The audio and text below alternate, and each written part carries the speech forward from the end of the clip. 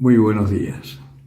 En este día, martes 24 de septiembre, recordamos a nuestra Madre Santísima en la advocación de la Merced, 25 del tiempo ordinario del ciclo B, y seguimos con San Lucas en el capítulo 8, versículos 19 al 21. En aquel tiempo se presentaron la madre y los hermanos de Jesús donde él estaba, pero no podían llegar hasta él a causa de la gente. Le anunciaron: tu madre y tus hermanos están allá afuera y quieren verte. Pero él les respondió: mi madre y mis hermanos son aquellos que oyen la palabra de Dios y la cumplen. Palabra del Señor. A mí San Lucas me gusta mucho porque escribe muy sencillo para gente que necesita las cosas claras sin muchas metáforas. Y en este caso es muy parco para hablar. En este caso dice: mi madre y mis hermanos son aquellos que oyen la palabra de Dios y la cumplen. Bueno, yo ya les he dicho, pero por si hay alguno que no lo ha escuchado antes, lo repito. Uno de los pasajes de la Biblia que los evangélicos toman para decir que María no es necesaria y no hay que venerarla ni nada porque no tiene ninguna trascendencia es esto, que según ellos Jesús ahí está demostrando que María no es nadie, porque lo va a buscar con toda su familia y él la rechaza. Por otro lado, también ellos justifican con este pasaje también que María había tenido otros hijos con San José. Dos errores garrafales. Ignorantes y que no conocen realmente las Escrituras. No las leen con el Espíritu de Dios, sino que hacen interpretaciones humanas. Ya les he explicado que la palabra hermanos no implica necesariamente hermanos de carne y sangre, de padre y madre, sino que es toda la familia, como en la iglesia. Yo tengo una comunidad en Chile que somos 40 hermanos y tengo una comunidad acá en Colombia que somos 43, éramos 60. Si fuéramos 60 y 40 son 100 hermanos. Uy, mi papá debe haber tenido un harem entonces para tener tantos hermanos. No, hermanos son todos aquellos que saben que son hijos de un mismo padre. Y en este caso, nuestro padre es Dios. Los hebreos eso lo tenían muy claro. Entonces, hermano podía ser primo, podía ser tío, tía. Había un lenguaje, hijo de mi tía, por ejemplo, una forma de decir que eran primos, pero no decían que eran primos. Era el hijo de mi tía, en fin. Aclarado eso, lo siguiente es muy importante, porque ¿quién fue la primera persona que escuchó la palabra de Dios y la cumplió? Que ahí vamos a entrar en otro terreno. María. Cuando le anuncian que el Espíritu Santo la va a cubrir con su sombra y lo que engendre ahí será llamado Hijo de Dios, porque será el Salvador del mundo. Y ella lo único que hace, el único compromiso, que no me revienta esa palabra, pero en fin, fue decir fiat, hágase. O lo que decimos nosotros, amén.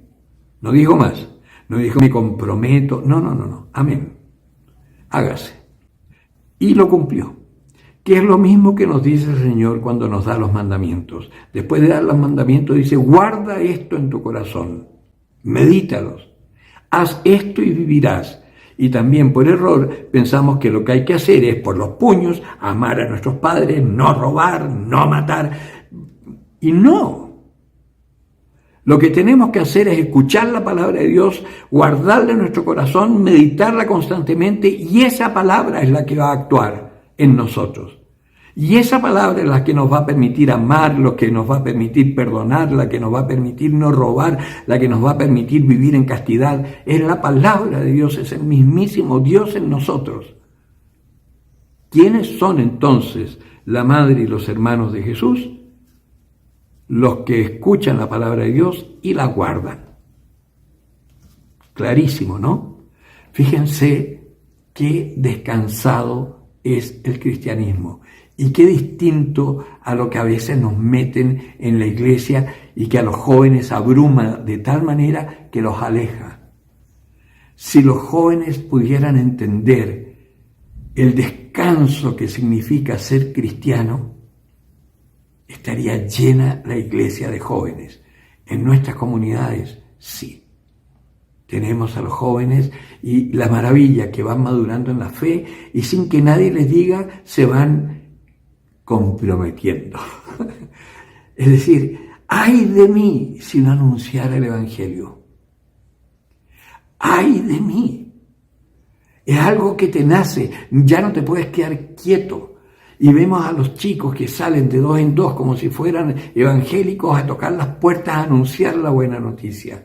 Y vemos después que se casan entre ellos, forman familias numerosas, no tienen miedo de la pobreza, no tienen miedo de traer hijos al mundo porque saben que van a ser hijos de Dios y los educan en la fe. Y vemos ya 3 generaciones que están en la iglesia y viene la 4ª generación, y la 4ª generación, dice la Escritura, que esos vendrán ya con el sello de Dios vivo dentro de ellos. Y solo por anunciar el Evangelio.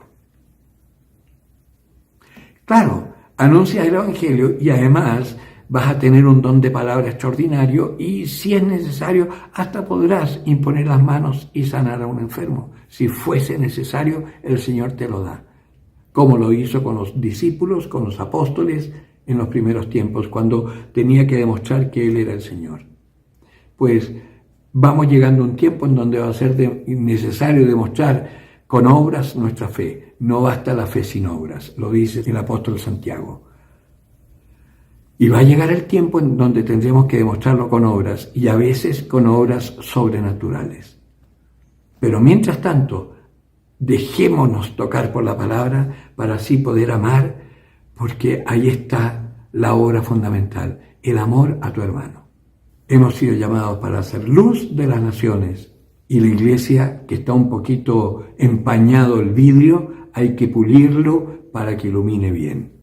Esa es nuestra tarea. El que tenga oídos para oír, que oiga.